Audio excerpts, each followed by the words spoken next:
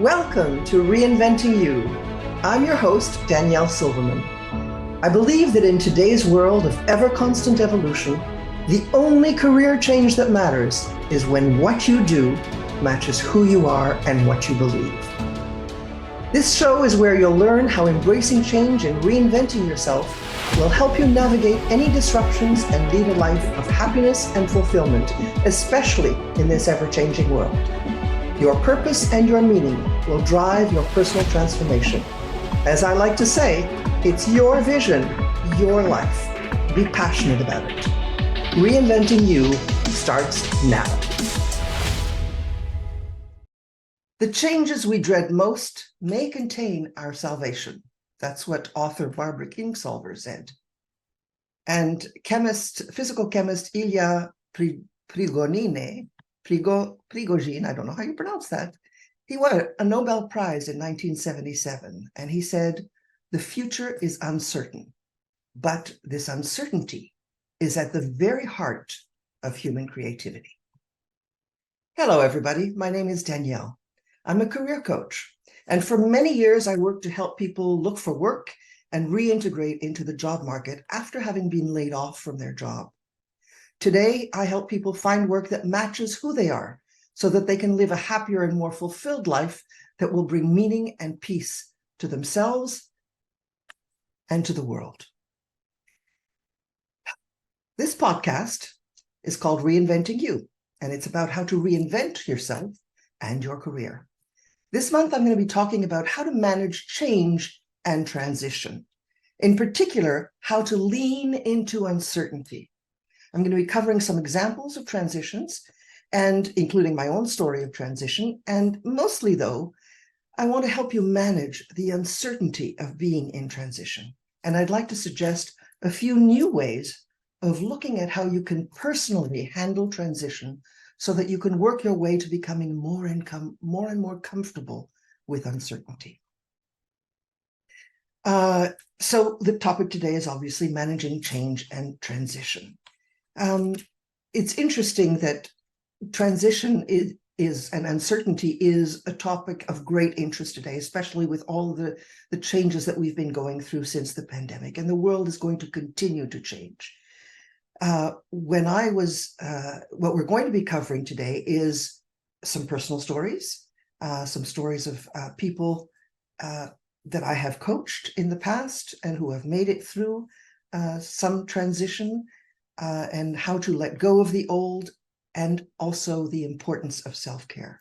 I'm also going to be introducing a few new tools that might help you manage your way through the uncertainty that comes with change. Change is something that can help us to adapt and to develop resilience. It's not necessarily to be seen as a bad thing, although most humans are hardwired to be afraid of change. But what I'm going to do is share with you some inspiring stories that will prove to you that change is not necessarily a bad thing. I think of one client, for example, who was working in the family business for over 20 years, but she was very unhappy. And she really didn't know what to do. She'd taken some courses at university in marketing, and she thought maybe she wanted to become a copywriter or something like that. She even had a blog that she had. And as it turned out, there was also something else that she really, that was really important to her. And that was some kind of social service. At the time I was coaching her, it was about helping homeless women. And in the end, what happened was she gained all the tools necessary to be able to leave the family business and go and work in social services, helping disadvantaged youth. Now, I tell this story because it was very difficult. The idea of having to leave something that you've been with for more than 20 years, the idea that it was family business that you were leaving and going to something completely unknown.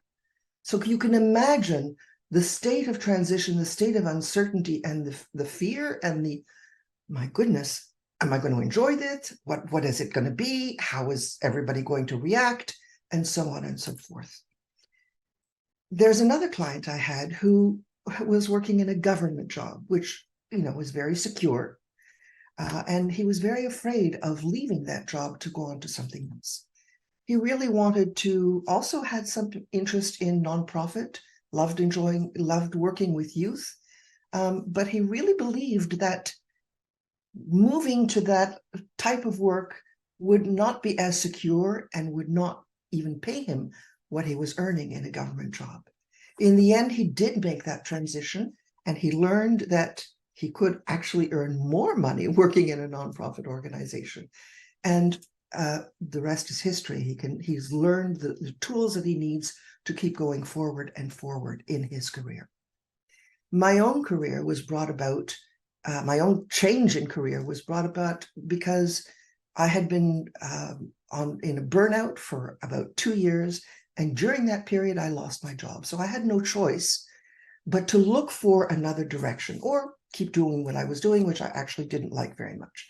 And with the help and support of a career counselor, I discovered that what I needed to do as well was to help people. And I became a career coach because my background had been in marketing, and it was just, trying to find a new career is about marketing yourself, really. So there seemed to be a connection there. But it was also very difficult because I was in limbo completely. In limbo first from being in a burnout and not leaving home for 2 years. 2 years, think about it. And then in limbo because I didn't know where I was going to work or how I was going to do it. But somehow the transition became easier. And the more I moved towards it, the easier it got. There were struggles and there were victories. I didn't immediately go to starting my own business, but I also decided to go back and finish a degree that I had started before I went into burnout. And that sort of eased my way into things. The common themes that I'm trying to break out from all of these stories is that the more you think about it, the more you try and lean into this phase of transition, this change that you're going through, the more you're resilient you become, the more adaptable you become, the more determined you become to make it through. And it also requires a bit of courage. Let's not try and ignore that, if you will. But it is possible. And I know so many people, I've actually worked with hundreds of people who have actually gone through this transition and come out in a much, much better situation. The number of people who I've coached in career transition specifically, people who have actually lost their jobs, who when they come to me are angry at the organization, who are depressed because they lost their jobs and don't know what to do. Many of them are crying. They haven't got an idea of where to start. And the more we work together, the more we talk together, the easier it becomes. And they inevitably, absolutely inevitably, come out stronger and happier for having gone through this particular difficulty. Uncertainty is actually something that can bring up feelings of fear and anxiety. And as humans, we always try to make sense of life. So when there is something that causes anxiety, causes fear, then there's something that sort of stops us from going there. It's kind of that what I was saying before about being hardwired to be afraid of change. But there are some things that we can do to cope with these feelings. There are some practical exercises that we can use to build the skill of adaptability and resilience. It's sort of like stepping out of our comfort zones to be in a safe way by doing some very small things like mindfulness exercises, for example, or journaling. I will actually go through many more coping mechanisms a little later on in this podcast. The important thing to remember also is that we need to reframe our perspective. We need to view uncertainty as a time of growth and opportunity instead of just danger and instability, just like the two quotes that I mentioned at the very top of this podcast. The other thing that I would like to bring to your attention is something I call a tolerance for ambiguity. and how strengthening your tolerance for ambiguity and for uncertainty can help you thrive during uncertain times. There is another thing that you might possibly do, and that's called embracing the power of maybe. Most people see things as good or bad, black or white, right? They're binary. But if you think that things might be maybe it's this, then you can learn to sit with the uncertainty and you can see the possibilities grow right in front of you. I'd like to introduce also some very specific tools to manage change and uncertainty. And I'm very excited about them because I've just created them myself. One is what I call the uncertainty mind map. And that's a visual tool. The mind map in itself is a visual tool that plots emotional, practical, and psychological aspects of your uncertainty. So the central node in a mind map, if you've never seen one, it's a visual image. So you write in a box, you write the word uncertainty, and from there you draw branches. And there are three main branches in my uncertainty mind map. And those main branches are, one, understanding uncertainty. So it's about, defining what uncertainty is for you. Are there different types of uncertainty? Where does it come from? What's its origin? What is its impact? What is your biological response to uncertainty? And do you have a cultural perspective on uncertainty? So one of the branches that's coming out is called understanding uncertainty, and you'll go through all of the things that help you understand what uncertainty is about. The second branch is your personal response to uncertainty. So this is about analyzing your individual reactions. What is your emotional response? How do you typically feel when you're facing uncertainty? What is your behavioral response? What actions do you take? What are your beliefs about uncertainty? Do you see it as a threat or as an opportunity? Are these beliefs holding you back, or do they help you? And also, what are your past experiences with uncertainty? And because that's what helped shape your current attitudes and your responses. And finally, under the branch of personal response, what are your coping mechanisms? What strategies do you use to deal with uncertainty? The third branch is what I call navigating uncertainty. So that's about developing skills and strategies to better manage the uncertainties. So one could be embracing uncertainty. Another one could be building resilience, or how do you make effective decisions, or how can you assess and take calculated risks? What are the self-care practices that you can do? And what can you do to plan for the future while also remaining flexible and open to change? So you see that these three branches, the understanding uncertainty, your personal response to uncertainty, and navigating uncertainty, each of them you can develop in much greater detail based on your reactions with uncertainty. Now, I also want you to, while you do this exercise, to think about recording also any practical considerations, such as the financial implications, the job opportunities, relocation opportunities, as well as any psychological insights you come up with as you're building your mind map. Things like your confidence level, your resilience, and your adaptability. So you add subnodes to each branch to represent your personal situation. And this tool will provide you a very clear and visual representation of your unique landscape around uncertainty. The second tool I want to introduce, and this is really very interesting, is called the uncertainty tolerance score. It's an assessment tool that I've developed that helps people understand their own tolerance for ambiguity. So the score will represent the comfort level you have with uncertain situations, and it's going to be calculated based on your responses to a series of statements, each rated on a scale of strongly disagree to strongly agree. So some of the statements, for example, are, I feel uneasy when I don't know what the future holds, or I often worry about the unknown, or things like I prefer routine over spontaneity. I feel anxious when I can't predict an outcome.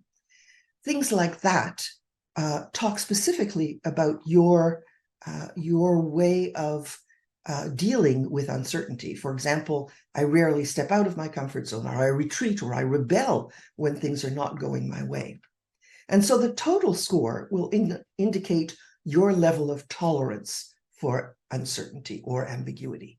So if you have a very low score, then you've got a very high tolerance for ambiguity. You thrive in uncertain situations. When you have a very high score, that means you have a low tolerance or a very high intolerance, and you're likely to struggle significantly with uncertainty. The idea is to increase one's tolerance. And there are a number of things that you can do, some of which I will also cover later in a section on self-care. But you can do things like practice mindfulness or gradually increase your exposure to uncertainty. So start with very small, manageable situations and gradually increase the level of uncertainty. You can improve also your problem-solving skills and how you handle unexpected situations.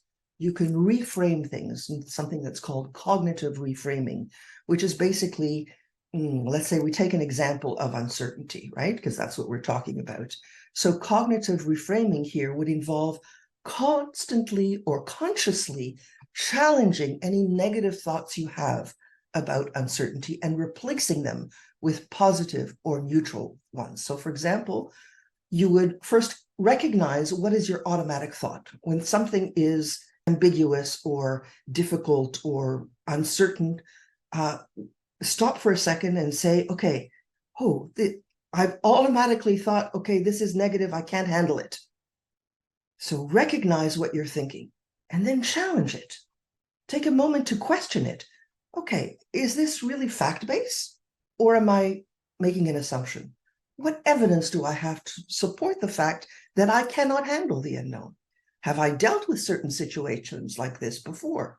What evidence do I have that I can't handle it? Once you've done that, you find an alternative thought.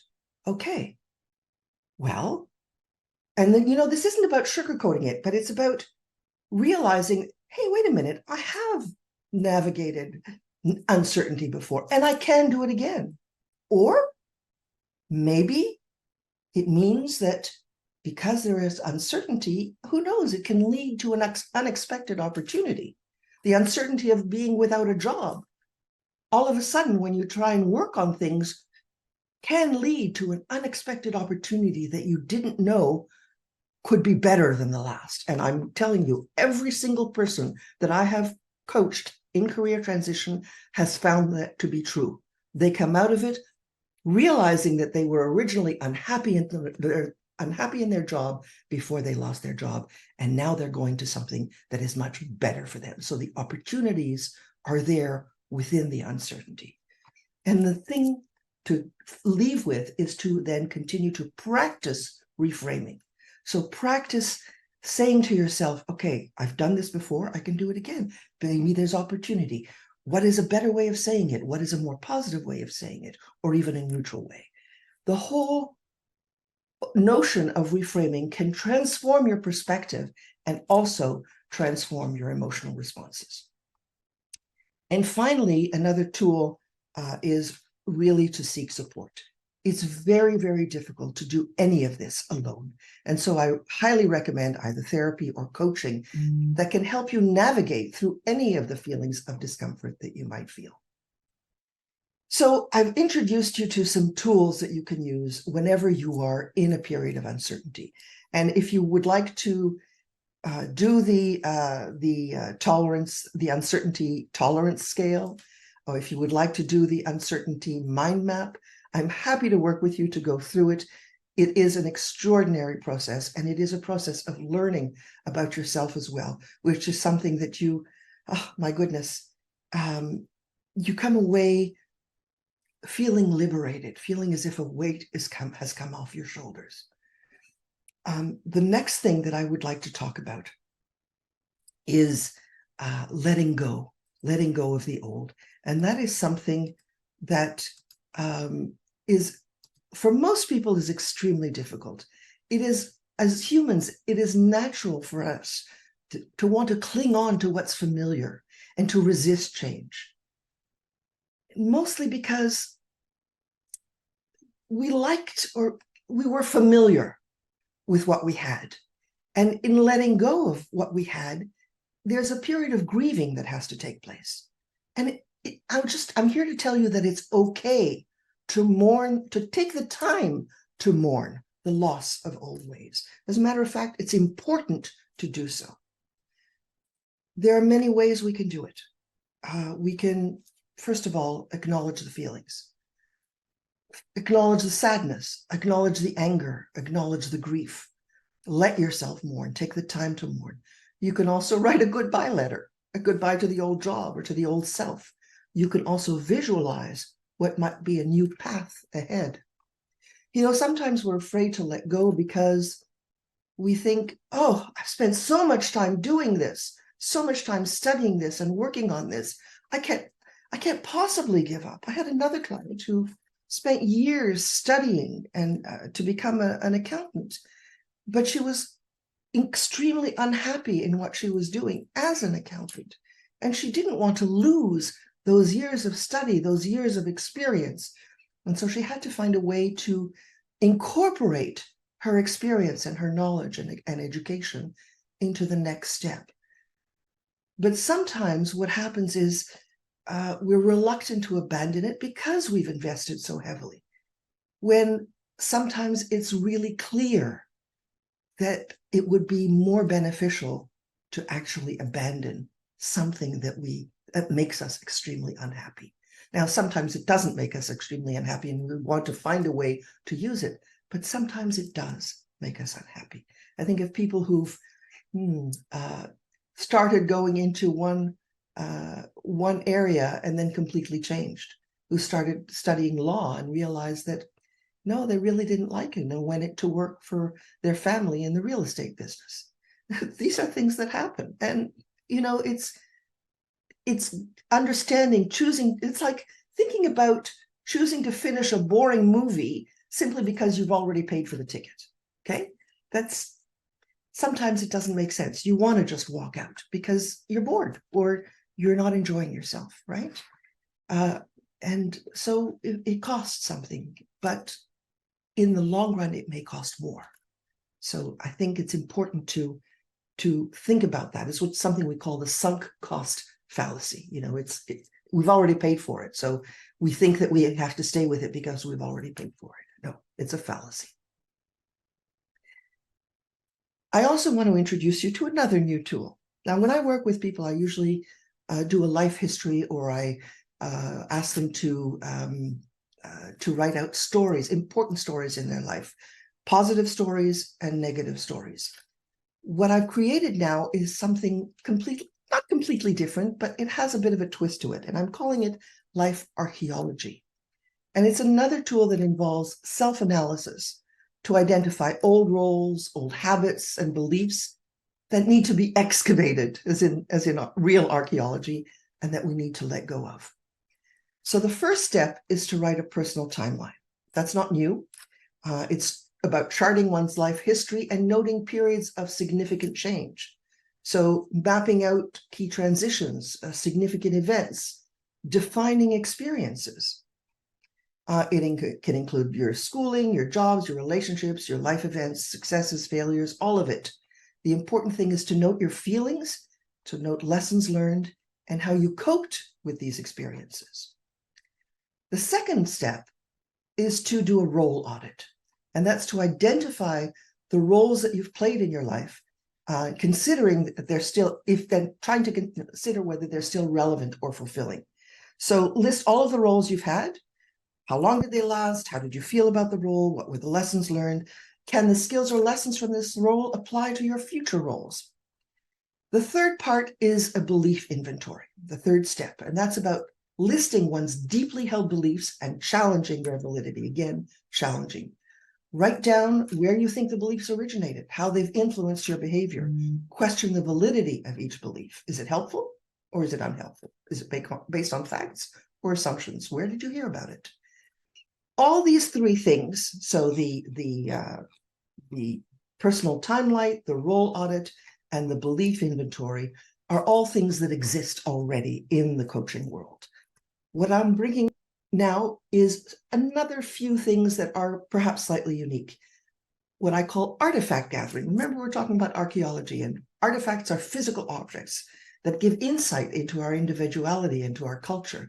So in this process, in this step, gather the objects that are around you that symbolize significant experiences or roles in your life. Like, for example, I have this paperweight that I received from a school that I attended during an exchange program in the south of France.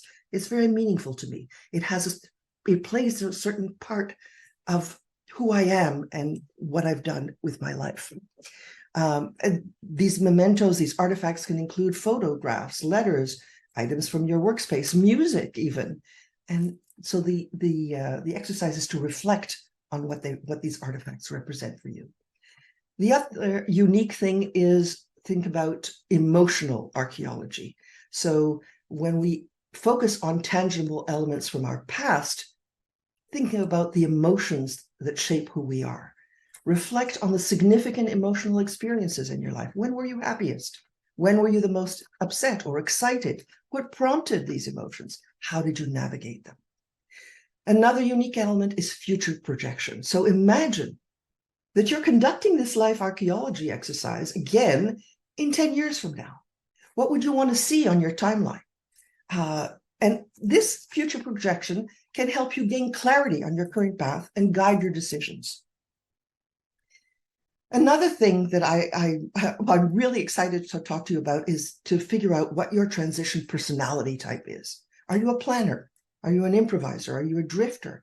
Are you a denier? Do you avoid facing the reality of change as long as possible? And it all really is all about, all of this that I'm talking to you about is about getting to know yourself better. And when you talk about your transition personality, it becomes a combination of your natural inclination during change, so your transition personality type, and your uncertainty tolerance score. And then you can add in your life archaeology.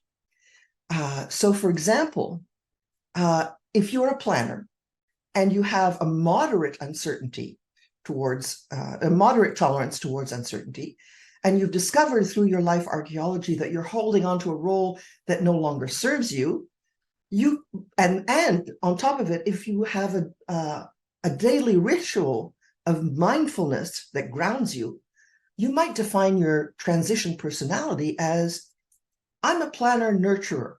I feel most secure when I have a clear path forward, but I'm learning to navigate ambiguity, and I'm consciously letting go of my outdated caretaker role, and I'm embracing a new identity where I prioritize self-care. Your transition personality is dynamic. As you grow and further develop, the transition personality will evolve. I said I was going to talk about self-care during transition. I've talked about self-care in many of my other podcasts. Really, it's about understanding the importance of not just developing self-care, but also seeking out professional help whenever necessary. It's about balancing your energy. It's about looking at your emotional self-care, your physical self-care, some of the physical practices, the exercises that you do, the going to the gym or going for a walk, social self-care, the relationships that you have around you. How do you set your boundaries? Your spiritual self-care. How much time do you spend either in religious activities or in meditation or journaling or just spending time in nature? Intellectual self-care, engaging in activities that stimulate your mind. And what kind of routine do you have that helps your self-care? Taking time off is another one. So changing the routine in order to better cope. I also include in self-care defining your transition personality because it helps you understand your strengths and areas of growth during transitions, and it guides you during your own personalized transition rituals. What are some of those rituals? Morning meditation, for example, affirmations, writing a letter to your future self, putting something in a time capsule, creating a space, a physical space in your home that is dedicated to reflection and peace, or a meditation corner, a reading nook, even a home office. Engage in creative activities like painting, sculpting, or even doodling, things that help you express and process things in a different way. Do breathing exercises. Spend some time outdoors in nature, planting a tree or a flower, or just walking in the park. Doing physical exercise, as I mentioned before. This one I like a lot also because I had clients in career transition who also started renovating their homes or painting rooms in their homes. They were doing something physical that kept their mind off the anxiety of looking for work. You can also do volunteer work. That's a really fantastic way of meeting people, getting out of the house, focusing on something that will most likely create a positive outcome for you. And lastly, I do not want you to forget to celebrate. Celebrate every small change. Celebrate every small achievement. Host a small gathering, throw a party, a welcome party or a new chapter party that helps honor the change and transform it into a positive event. There are so many other things that I could talk about, really, and I will talk about them certainly in another podcast. Things like how do we navigate the dark night of transition. I think it's important that we look at transition and explore it and realize that it's not just about change, but it's about personal evolution. We charted unsteady waters, uncertainty. We highlighted the power of understanding our unique personality with respect to transition. We dug into your own life archeology, finding valuable patterns in the past to light your way forward. And, you know, the revelation of the concept of transition rituals. It's a practical, tangible way to ground yourself amid change that offers guidance and stability. And in the end, we see that when we approach any transition with insight and preparation, it can become not only manageable, but an exhilarating journey of self-discovery and growth. If at any time you need support to go through your life archeology or any other step of your transition, please don't hesitate to get in touch. You can reach me through my website at www.reinventing-u.com or by email at danielle@daniellesilverman.com. In the next episode of Reinventing You, we're going to dive even deeper into this concept of uncertainty with my special guest, Samantha Chris, who is currently researching the area of liminality, which is the uncertain transition between where you've been and where you're going, physically, emotionally, or metaphorically. So to be in a liminal space means to be on the precipice of something new, but not quite there yet. And I can't wait to meet you there. Bring on the change. We're ready for it. As the painter Vincent van Gogh once said, if I cease searching, then woe is me, I am lost. That is how I look at it. Keep going, come what may. Until next time, this is Danielle Silverman with Reinventing You. I'm sorry, I know I went really over and I cut a huge section.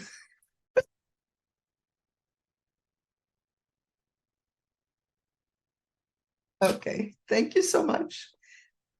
Will you be able to send me the recording? Super. Thank you so much, Emily. Take care. Bye. Thank you for listening to Reinventing You with me, your host, Danielle Silverman. Tune in on the second and fourth Monday each month at 11 a.m. Eastern, 8 a.m. Pacific on transformationtalkradio.com. Join me and feel inspired and optimistic about your future. We only get one life, so embrace change and thrive with me. Find work that aligns best with your soul and what you enjoy. For more information, go to reinventingyou.com.